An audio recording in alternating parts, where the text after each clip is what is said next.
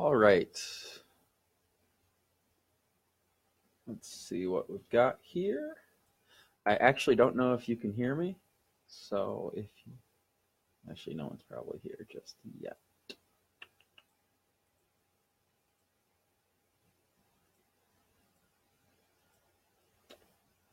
Okay.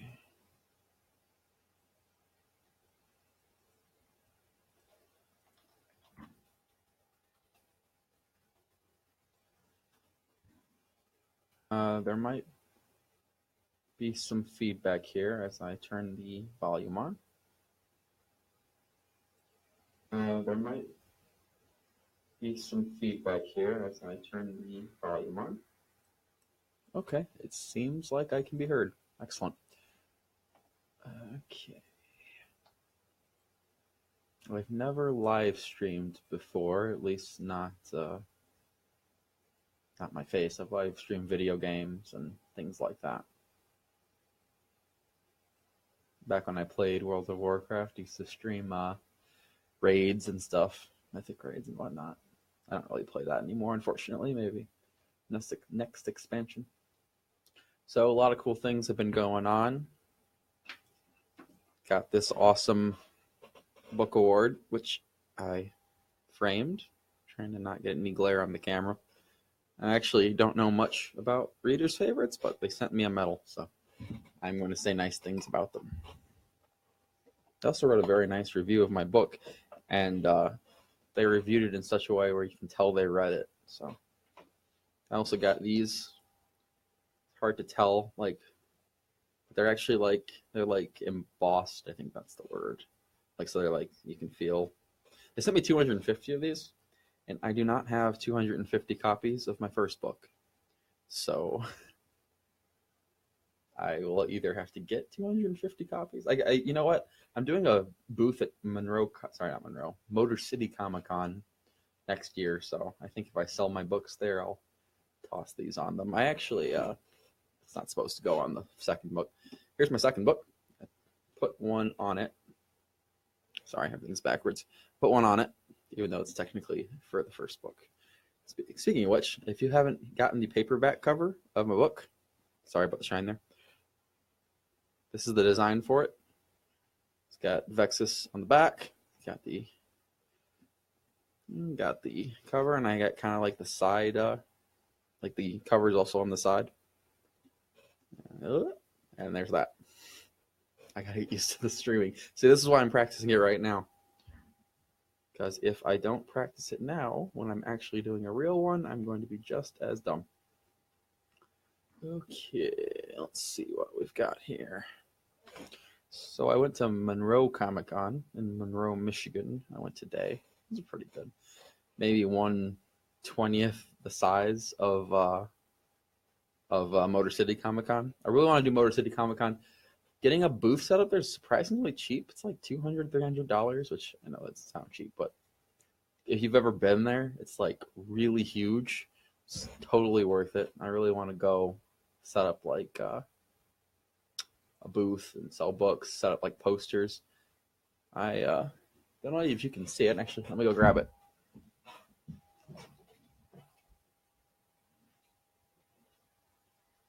But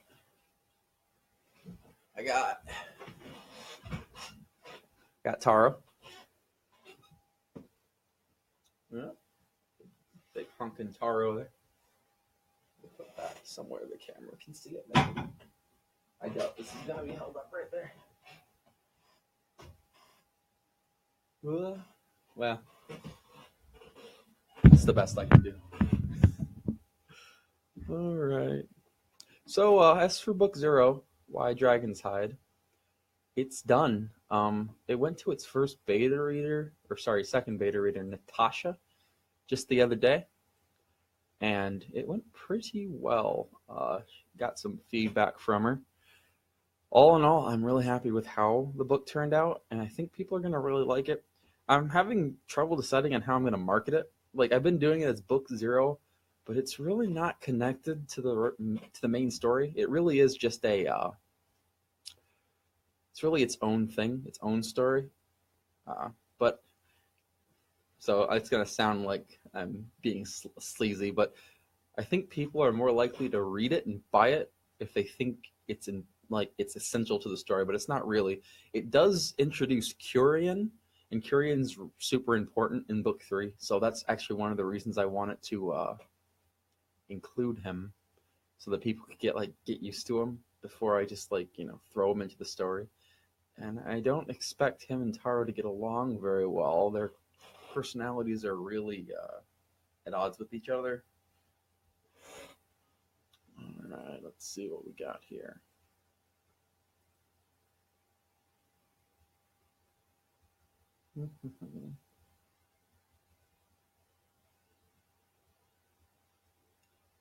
Book 0, by the way, is on pre-order right now.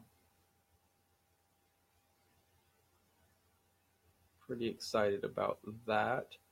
I think I'm not gonna push the pre-order as hard as I did for book 2. Book 2 did very well. Actually was on the steampunk bestseller list like right next to Philip Pullman for 2 months, 3 months. Mostly due to pre-orders.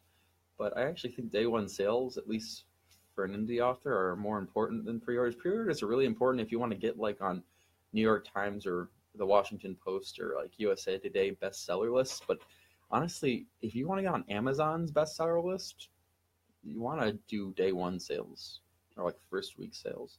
So I think that's what I'm going to focus on in regards to that. So book 2, what I'm looking for to do with it is, for people who don't know, it is set a year before book 1, before the Reach Between Worlds. It features the main character is Kyra, who you may remember from book 1 and 2. She it's about her first test to become a magister. So she's the highest rank of artificer. They have one last trial. It's usually the most deadly, the most difficult, and the one that requires the most magical know-how, best magistry, best templary. And so she has to pass it. One of the people that's in her group is Curian, and he's got, he's brooding hero, dark secret kind of guy. I don't want to spoil anything. It's really hard not to spoil anything talking about any of them, but he's more of a classical hero. He's not a Mary Sue, but he is more classical hero type than Taro. Taro is kind of the bad kid. I never really considered Taro really to be a hero. In fact, I remember when book 2 came out, I forget who it was, but one of the readers, they commented on my Facebook, and they said, love the book, but Taro is just the worst. It's he's worse than Vexus. I'm like, how is that so? She's like, well, he's willing to do anything to protect his sister. He's willing to lie, cheat, hurt people. The only thing that sets him apart from Vexus is their motivations, but he'll do anything she would do. And that's a fair point. It's probably true. But people really didn't some people did. I actually got conflicting reports on this. Some people didn't like Kyra in the first and second book. They thought she was really mean to Taro, and I think it's kind of justified that she was mean. But in this book, it's told in the first person, book 0 is, so you get inside of her head, and you know exactly what she's thinking at all points in the story. That lets me do a few things differently. First of all, even though the book is shorter, book 0 is only a novella. It's maybe half the size of book 1, maybe a little less. But it lets me get across more information to you, because you can actually hear Kyra's thoughts rather than have them told to you from a third-person narration. First person is really good with that. Another thing that it lets me do is something I've never done before, which is write a female main character. That's actually one of the reasons of my beta readers. All 3 of them are ladies. One might end up being a guy, but I have Hannah, possibly, Natasha, and Shelby. And they're all reading it. I've gotten only Natasha's back so far, and actually my proofreader is Helen too. So I actually have 4 ladies looking this over.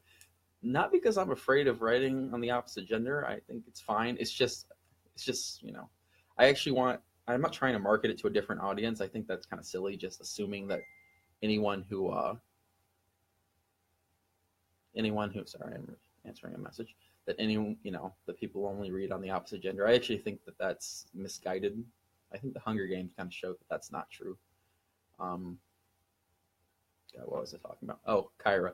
People didn't like Kyra. All right, I understand that. She's kind of mean to Taro, but he is.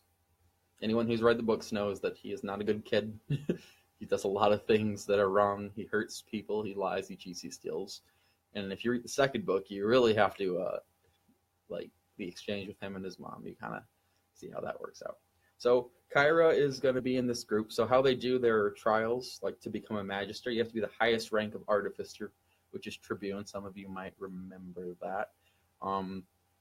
They send you through these like deadly trials. This one's going to be on another part of the world. It's going to be on Cicero.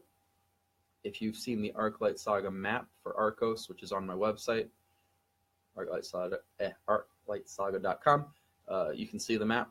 And it's a little far. It's like far south and to the east. Sorry, and to the west. It's a giant tree.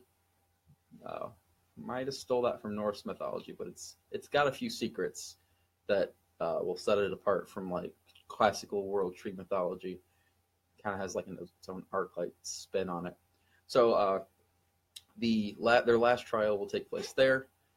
It'll be like a survival thing, almost like a Hunger Games style type thing. Like they're not intentionally trying to kill the other teams, but it does happen. Someone asked why the trials are so brutal in books 1 and now book 0. The trials are really brutal, and they kind of say this in a throwaway line, I think. I know it's mentioned. It might be mentioned in book 2. It might be mentioned in book 1 as well.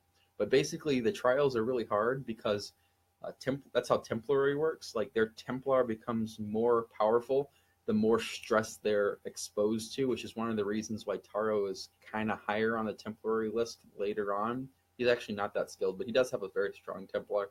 Kyra has a strong one. It's because the more difficult things they go through, the stronger they become. So the Magisters put them through all these trials and hardships in order to make them stronger. That is why they're so difficult. Let me see. A few other things. Audiobook. A lot of you have bought the Reach Between Worlds audiobook, narrated by John Pirhala. I think it's excellent. I think it does really well. It's funny because I gave it to a friend of mine, Chris, and he listened to it. He loved it. And then afterwards, he talked to me about it, and I said, oh yeah, Taro is this. He's like, wait, who's Taro? Because the narrator pronounces it Taro. And there's a point in the book where, this actually used to be more common, but it was removed from the final thing, where someone calls him Tar instead of Taro, and it kind of messes up how the narrator says it. I want to point out, I did tell John that it's pronounced Taro, and if you look in the back, like on the appendices for book 2, where there's a pronunciation guide, it says Taro there too, but he said Taro.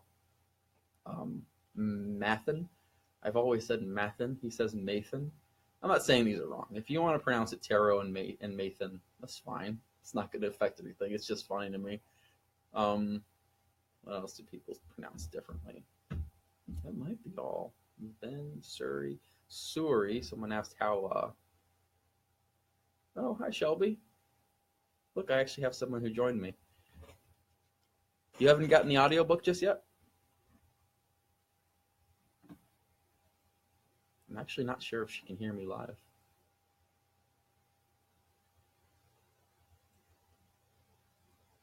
No, the audiobook is really good though, Shel. This is a different Shelby, by the way, than my my audiobook narrator. My audiobook, not narrator, my audiobook, or rather, my book 3 beta reader is also named Shelby. She reads like I'm actually haven't given her my last book, or book 0. She's beta reading book 0. It's a different Shelby Cosby. I am not even going to attempt to pronounce your last name, Shelby. Nope, not even going to give it a try. I'm just going to call you Shelby S. No, I've gotten a lot of good feedback on the audiobook. I have one of my Twitter followers, Hannah. She's also on Goodreads. She's reviewed it. She said, and I actually have this nice quote, I'm planning on using it all over the place because she's like the editor for the Indianola Review, and it just says, ridiculously good. So I'm going to put that right on the damn cover. Ridiculously good. They are very good at it. I don't think I can ever get enough beta readers. I actually feel bad because I posted like a Facebook post a couple of weeks back, and I said, anyone want to be a beta reader? And I got like 15 or 20 emails, and I felt super bad. I was like, oh, I only need 3 of you. I'm sorry. Skittenhelm. See, I would never have gotten that. Okay, that is an L. I was going to say Skittenheim or... Tell me.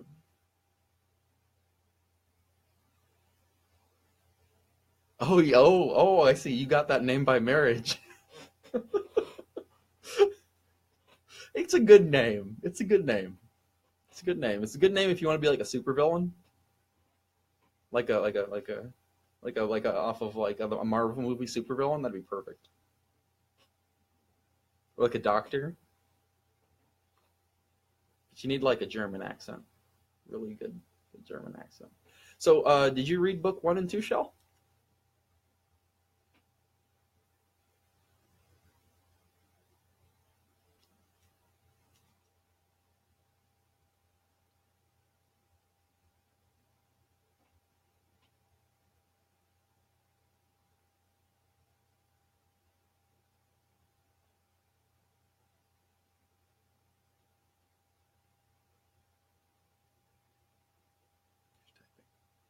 While she's typing, I'm going to show this again because I'm pretty happy with this. I got this from that award. This is for book 1. It's actually made of metal too, not cheap plastic. Got this today. They wanted, like, there's like a award ceremony in Florida. I actually felt it would be kind of tacky to go to Florida, especially after that hurricane. So I told them to mail it to me. It says not yet. I am a teacher. Oh, I bet. You know, one of my best friends, she's a teacher. Well, she was. She taught at Detroit public high schools. And let's just say, get to understand, she's 5'3". She's really small, little white girl teaching at a Detroit public school. I'm just going to leave it there. I'm not going to say any more than that. Let's just say she moved to another district. And now teaches like middle schoolers or elementary schoolers or something. High school kids, just a bunch of crazy people. As for teachers, you know what's weird is I actually had it was one of the first fans I ever met. He was a 16, 17-year-old kid named Justice, and he did a school paper on my book, and I thought that was really cool. But apparently his little friends, his immediate friends, like they're like, oh god, he's like, you know that author? Oh my god, they think it's weird they know an author, and like that all authors are famous, and they're not. Like 99% are just normal people. But I think it's funny that I got like a small little fan group here in town that randomly like, oh, when's the 3rd book coming out? Can only imagine what like Patrick Rothfuss gets like every day. Like I might get the like when is book 3 coming out? Maybe once every 3 weeks or so. I might get an email when's book 3 coming out. I imagine Rothfuss gets like 1,000 a day. Ludington.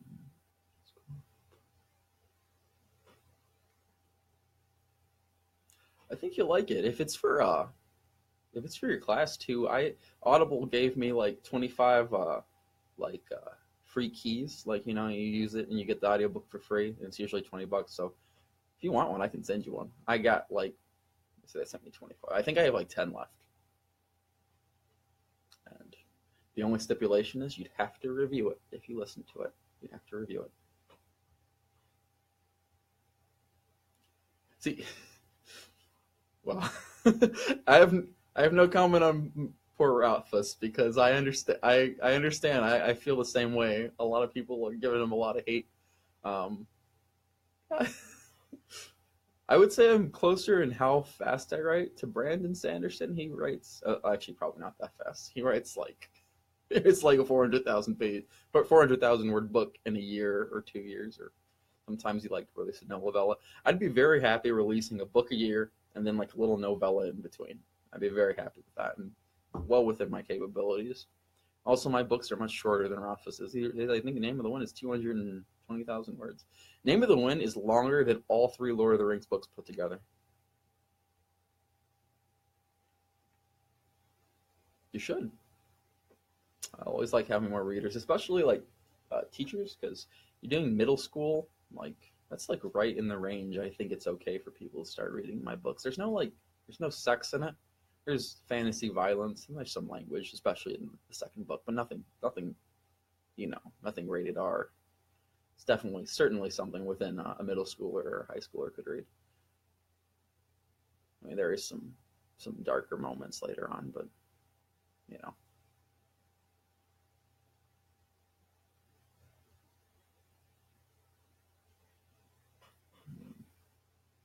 Oh, and finally, I got this. I may have showed this. This is the main character.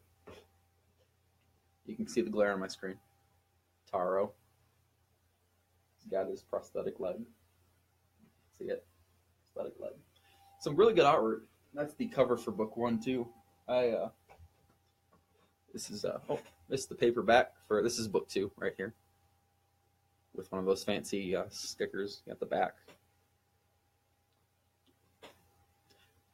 Yeah, I want to give that poster away, like on like some kind of like a Facebook giveaway. I was gonna do it the other week, but I actually really like that one, so I think I'll buy another one. Give that one away instead, because it kind of like takes away from my geek den that you see behind me, Star Wars and the Horde. There's more you can't see. Trust me, there is so much more. Actually, let's see what we got here. My messy ass room. We got the Hong Kong Star Wars. Got freaking sword. There's the Hobbit. We got the Boondock Saints. Oh, there's so much more. Like, doesn't even do it justice. Trust me. Just a big fucking nerd. Doctor Who. So when I moved into this place, like, so if you go out of here or downstairs in like my living room, it's all adult stuff, you know? It's like grown-up stuff. All of my geek stuff is contained here. Try to give myself the semblance of being an adult, so people come like, oh, you have a nice house. What's up in that room? Nothing. Just stay out of that room. It's nothing. That's where I go to unwind. Piano. I also keep my snake up here. He actually is out right now. He's a python. It's 4 feet long. So this is his room.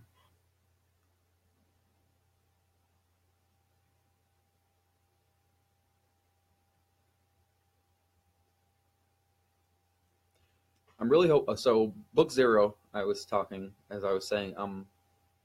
it's got to come out soon. There's a reason it's got to come out soon. It's because Brandon Sanderson is releasing Oathbringer. He's releasing it in November. So I can't release my book in November, because it'll get buried. It's like you can't release a fantasy book in November. It's the same reason they wouldn't release the Star Wars trailer while Game of Thrones season 7 was playing. They actually said this. They're like, we're not releasing Star Wars trailer until Game of Thrones is done, because right now everyone's talking about Game of Thrones. No one's going to talk about our stuff. If I tried to release a book when Brandon Sanderson released the book, it would be completely buried. So I'm going to try to release it in October, earlier, because that's pretty cheap. And then in November, I have an Ask Me Anything, an AMA on Fantasy subreddit. Fantasy subreddit his name's Tweak. He's named after the South Park character that loves coffee. I named him that because he's kind of hyper, or at least he was. I remember when I first got him 4 years ago. He's 4 years old. I was at the pet store, and they opened a little bucket to pick out the snake. And the first one, he jumped up, and he snapped at me, and I said, I want that one, because he's got energy. But I'd like to point out that in 4 years, I handle him every week. He's been handled by many different people. He has never once snapped at me or snapped at anyone in 4 years. He's very gentle. Although, when snakes are really young, they're like super bitey. It's just how they are when they're like super young. He's a good boy. In fact, I have a dog and a cat, and they have bit me far worse than anything this snake has done. They've caused far more damage to me than this snake ever could. Oh, thanks, Amanda. I don't know of a big league. I saw a picture of Jim Carrey with one of these award thingies around his neck. I'm not sure if that means anything because Jim Carrey kind of went nuts like later on in life, so he could just be like, accepting any award he gets. But I'm pretty happy about it. And hell, they sent me a freaking medal, so I'm gonna sing their praises even if they aren't that great. Be like, yes, readers' favorites, excellent, yes. And they did send me these little rolls of. These are actually pretty expensive. They're like embossed. I'm supposed to stick them on. So I'm doing like a Comic-Con panel thing at Motor City Comic-Con next year. It's got like 30,000 people there, so it's definitely worth going to. Gonna get a booth, gonna do all this things, gonna get my artwork, like you see this. I'm gonna get all the book covers in giant art, and I am going to market like crazy.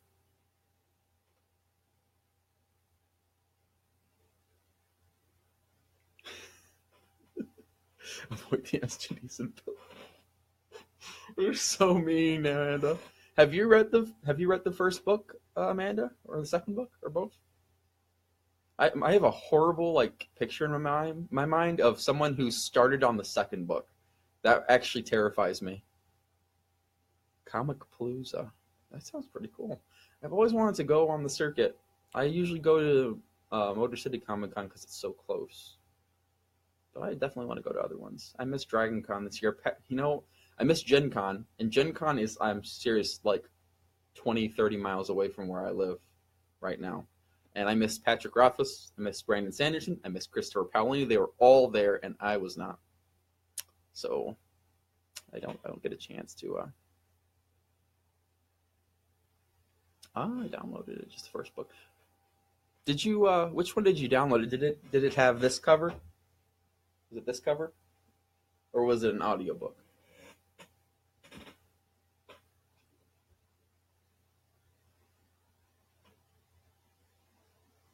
Yes, Gen Con is what I want to do. I feel like you're not a true nerd until you've attended Gen Con. So despite all this stuff behind me, I'm not a nerd. Not until I go to Gen Con.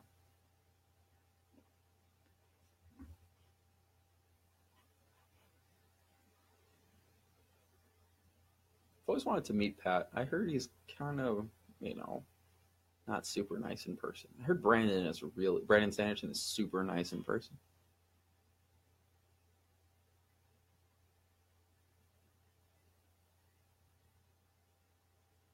And my claim to fame is that Christopher Paolini and I had a few paragraph conversation on Twitter once, so completely famous. Guy who wrote Aragon talked to me for a whole 30 seconds. I don't want to brag, but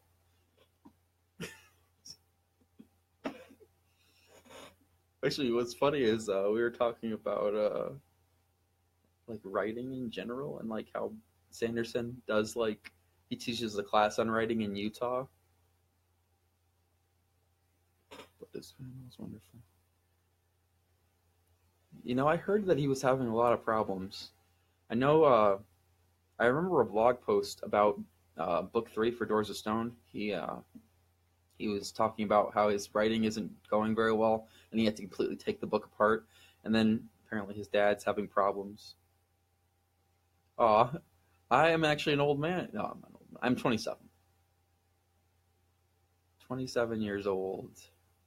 I have written 6 novels. I've only ever published 2 of them. This one and book 1. The other ones were unreadable. Took a little bit of practice.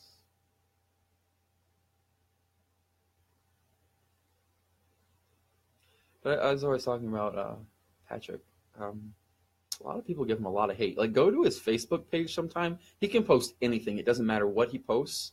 If you look at the comments, you get people actually ripping him a new one and complaining and saying, "Oh, why are you doing this? Why aren't you doing book 3?" I kind of understand it, but damn, right? It's not like it's gonna make book 3 coming any quicker. See, thank you for mentioning the cover art. I'm really happy with the cover art. It's kind of hard to see. Arclightsaga.com. This picture actually is maybe the size of that Star Wars blanket back there, like the actual image, and I have to crunch it down to this. So one day I want to make a full size one, but it's absolutely huge. And the cover for book 3 is gonna be this guy, but it's his human form, so he looks super cool. But that picture's not done yet. The cover for book 0 is done, and you might have seen it on my Facebook page. It's the guy with harp. Pretty excited about that one. Book 0, I think, is going to be... I think it's one of the best books I've ever written. I like how it's shorter, so it's more concise. So you can finish it in 2 hours. In fact, my beta reader, Natasha, she finished it in a single night. She told me she wasn't going to. She said, oh, I'll get to it sometime this week. And then the next day, I wake up, it's like 9 a.m. And she says, oh, I finished your book. I was like, oh, okay. Then I grilled her for like a couple hours. You know, asked her a bunch of questions. And she's like, oh, yeah, this, and this. She's very honest. I appreciate honesty. No, I decided to leave K name. There's a bunch of reasons. Someone suggested to change it to a Q, and this is going to sound like the nerdiest reason not to change it to a Q. But like, so I have like maybe like 50,000 words of just backstory written and like shoved in a closet somewhere. So like I got like the dragon language, right? And the dragon language doesn't have a Q in it. I know this sounds really stupid, but if I add a Q to his name, I have to change like the stuff that I wrote a long time ago, and I'll have no idea how I originally set up the language to be. I just kind of go off the sheet, and I don't want to completely redo it, so I left it as a K. As you and Brent, are you from that podcast, Amanda? I feel like I've seen your name before. Do you do a podcast?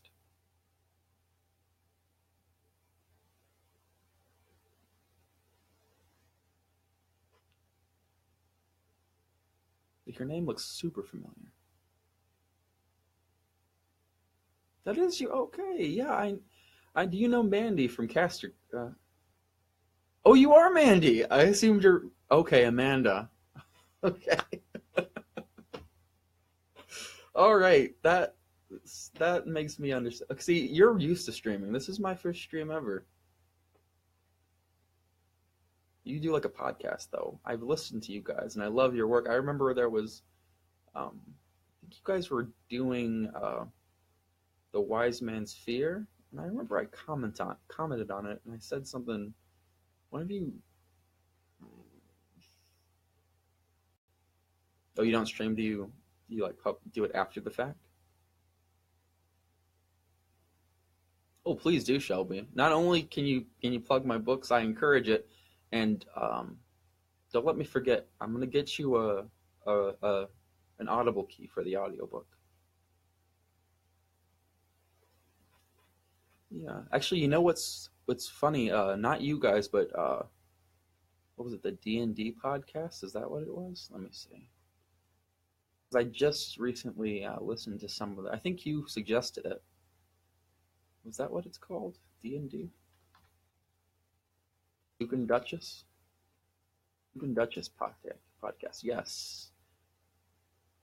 Yes, I retweeted some of their stuff, and then they said, oh, thank you. They do pretty good work.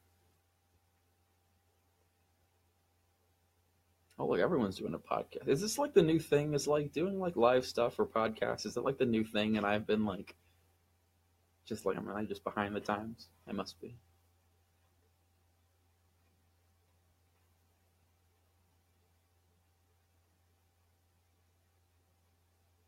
Thanks, Shelby. Oh, definitely. Even if it's just talking about Name of the Wind. Okay, so I own 5 copies of the Name of the Wind and about 4 copies of the Wise Man's Fear. I've read them maybe a dozen times, maybe more.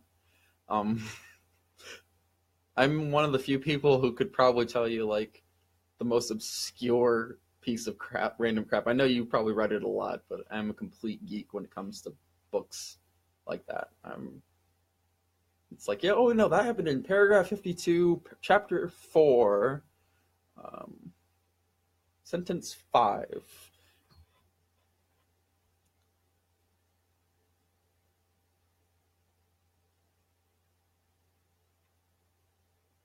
I'd love to do both. Those sound like a lot of fun. I think Mandy does a Game of Thrones podcast too once in a while. I remember seeing one, like a review for the episode. All right, Amanda, what's behind the four-plate door? Let's see what she says. What is behind the four-plate door? What is your opinion?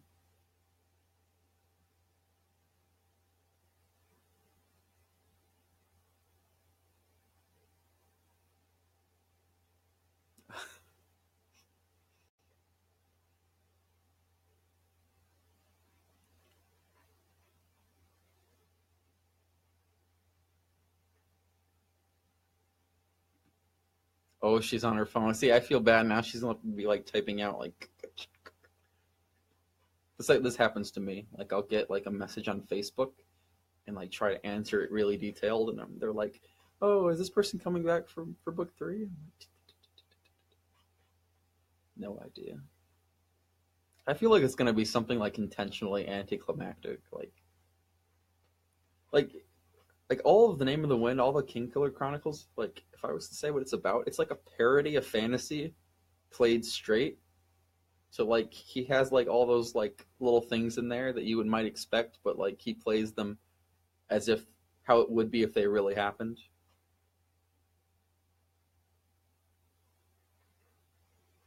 There's actually something weird in Name of the Wind, which I actually have never heard anyone comment on, and I frequent a lot of forums on it. And what you just said, Amanda, has me thinking about it. Um, like every once in a while, when Eladin is in the room. By the way, I've always said Elodin. Rothfuss says it's Eladin, so I'm going to say it's Eladin. Although I've always said Elodin. Rothfuss is adamant that it's Eladin. Um, but like whenever he's in the room with the other masters, they always act weird, and not weird just like due to what he says, but like they act weird due to his presence. Like in the first meeting that they have, he the master or the chancellor, he completely forgets that there are 9 masters, and that might like sound like a small thing, but he like forgets. He says all 8 masters are here. He's like, oh, strike that. All 9 masters are here. I don't know why. And then later on, they do it. They do a similar thing where they draw attention to the fact that um, that there used to be only eight masters. And I realized Eldon was in the nut house in Haven. Sorry, for in the crockery for a while, but it just seems weird. Like they consistently draw attention to it, and I wonder if that's leading to anything. I don't know. Middle schoolers are sassy. See, I could never be a middle school teacher, Shell. Never. I can barely like when I go back to my old college and like see like the 18-year-olds walking around. I'm like, was I ever that small? Was I ever that? I don't think I was ever that small. Like, you know, it's bad when you look around like 18-year-olds, 19-year-olds, and you're like, wow, they're little kids.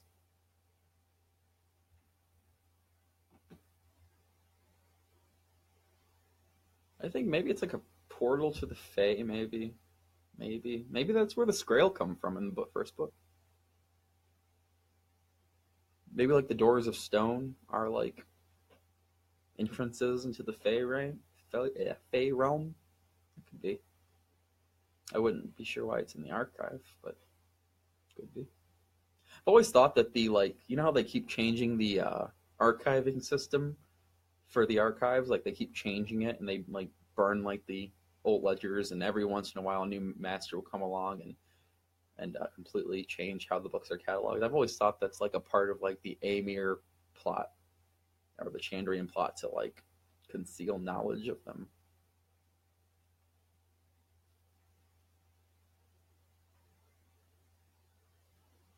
Seems a little too convenient that it just keeps happening. Like every couple of decades, there's a new system, and it they lose hundreds of thousands of books.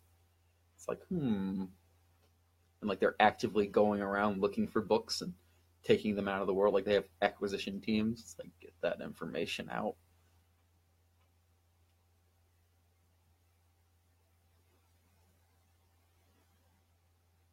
So now that Game of Thrones is over, switching over to a different topic, and it came out. It was really good, by the way.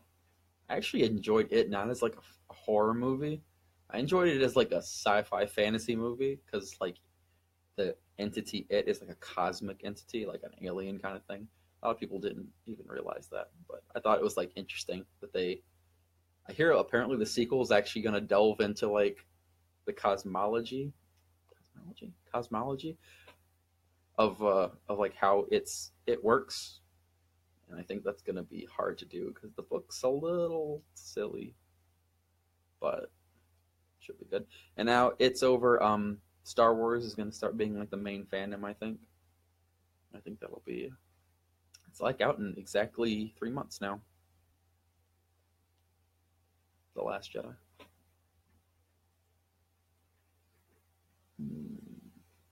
Sorry, I'm briefly navigating away.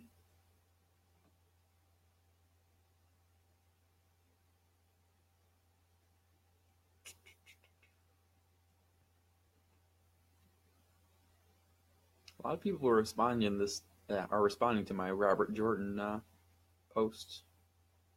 He really was a great author. It's weird to think he's been dead for 10 years now.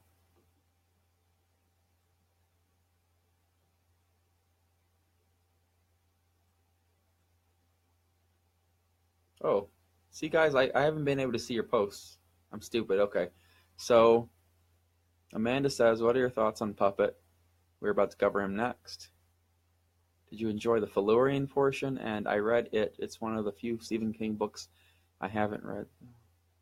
The Dark Tower was not so entertaining as a film. What a lot of people don't know, Amanda, is that it is also in the Dark Tower series. Like the whole like cosmology of it. Like they share the same universe, the Dark Tower and it. It's just the weirdest thing because they're completely different movies, but they share the same universe.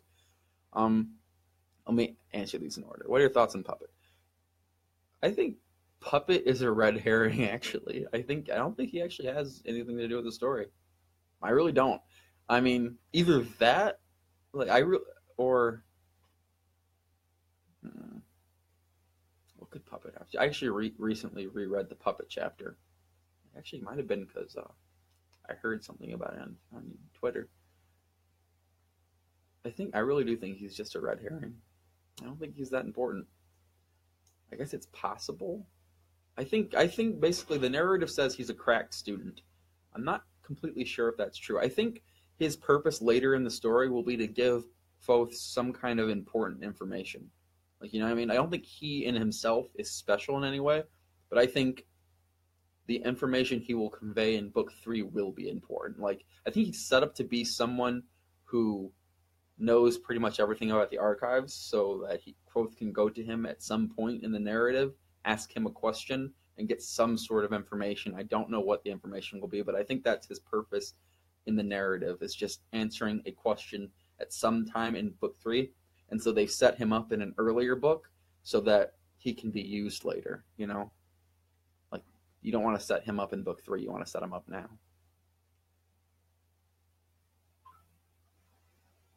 The Felurian portion. I did not enjoy the Felurian portion much, but it leads into the best part of the Kingkiller Chronicles, which is Quoth's encounter with the Cathay. The encounter with the Cathay might be one of the best scenes ever written, in my opinion.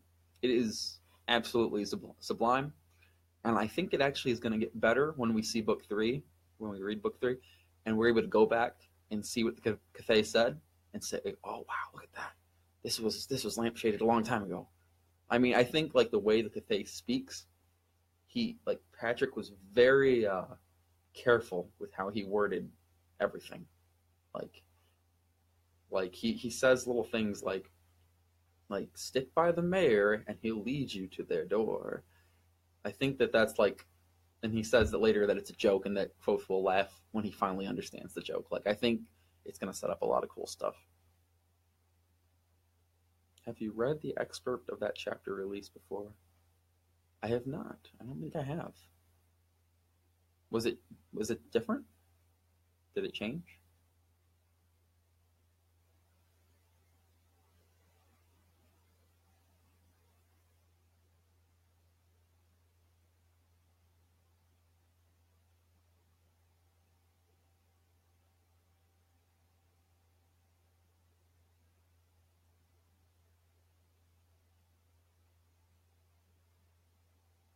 I wish they'd release a chapter of book 3 of Doors of Stone. Well, an authorized one. They got like a page of book 3 that like accidentally leaked on the web a couple months back. You should. I want to see that. Like, and Patrick went ballistic over it, and like I read the page. There's nothing. There's absolutely nothing. It's completely worthless. Oh, there is. I mean, he briefly talks about the 4-plate door to Puppet. He says, is there anything behind it? It's like, that's not of any concern to a student. Well, I mean, isn't Puppet a student? He must not be a student because he doesn't leave the archives very often, so he must not really have classes. Why do they let him live down there? I don't know.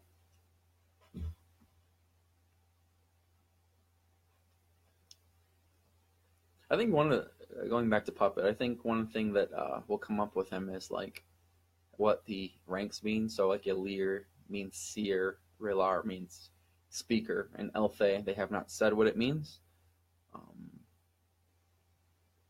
Knower, shaper, one of those things, something like that. They go over it on the Puppet's room. They have sold. You know what's weird, Amanda? In the remember I said a page of book 3 flashed on the screen and it leaked. Another part leaked, and it was just the file folder that Rothfuss had kept his books in. And one of the file names was Puppet Chapter, or Puppet Chapters rather. And one thing I did notice about that is just how long it was. I wonder even if that was even longer than the pre-release was, because in terms of kilobytes, it looks like it's like 3 chapters long. It's really long. And I don't even think it's actually a chapter. I think it's just like information about Puppet. But it is interesting to me that Rothfuss, he actually has his own file, like a file set aside just for Puppet. So it must be important in some way. Maybe he is important in a way that I just don't understand.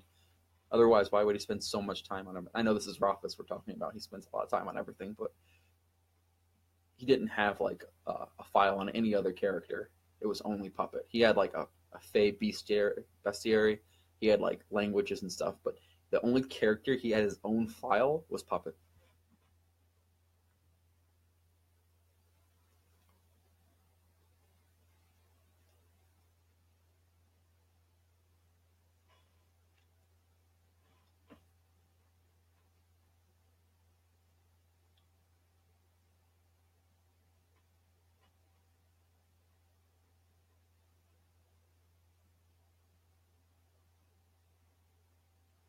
Go over it. I really should read that. I really want to read that. I actually think we're going to get Doors of Stone sooner than some people think. I know that's wishful thinking, and people have been saying that for many years. But like the hate Rothfuss gets is actually, it's starting to become palpable. You go to Goodreads, like so you can rate books before they come out in Goodreads, and like you go to Doors of Stone and like you read the reviews, like the most recent ones, and it's actually kind of sad because I mean when the book does come out, it's going to be phenomenal. Everyone knows it. I think the problem, actually, I was talking to a friend about this. The reason why Rothfuss gets a little more hate than like George Martin, I think the reason is it's how he writes. So, do you play that keyboard?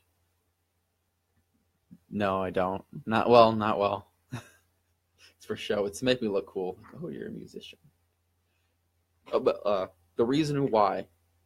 So this is something like it's kind of like ephemeral or like I don't know what the word is, but it's hard to like really quantify.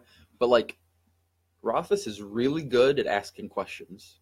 He asks a lot of questions. He asked questions in book 1. He asked questions in book 2, but he has never answered a question in either of those books. And you really think about this. He asks a ton of really good questions. They really make you think, but he's never answered a question ever. And I think that's actually one of the reasons he's having so much trouble finishing the 3rd book is because the chips are down. You have to answer the questions. Who are the Aemir? Who are the Chandrian? What's behind the 4-plate door? Why does Kvothe not have his sympathy? Why does he not play his music? Why is he at the Waystone Inn? What's going on with the mayor? What did they mean by that?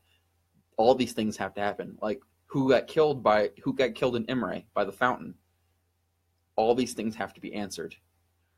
And I think it's killing Pat. I think it's absolutely killing him that he wants everything to be perfect. So he spent an entire first 2 books asking a million questions and answering nothing. He has not answered a single question, nothing.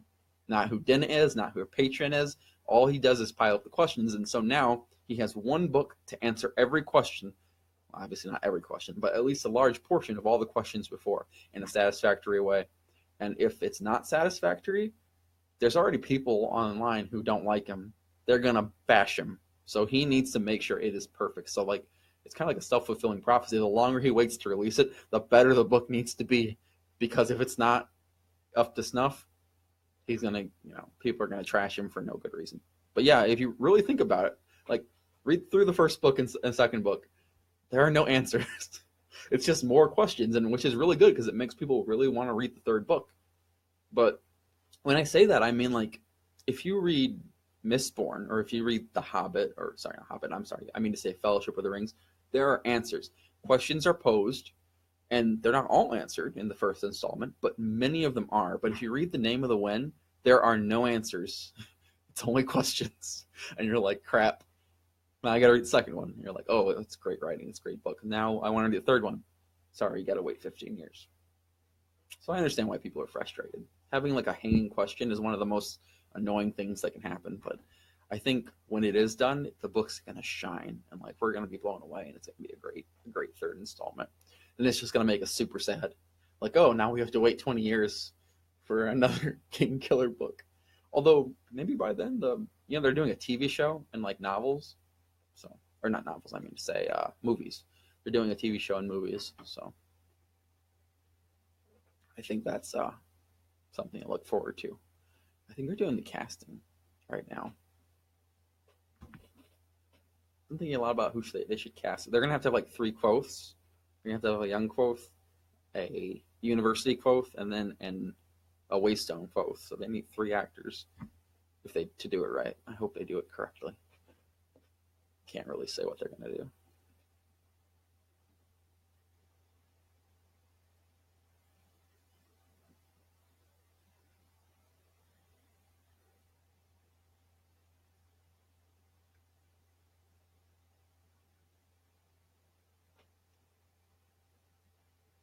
All right, guys and gals, I'm going to sign off.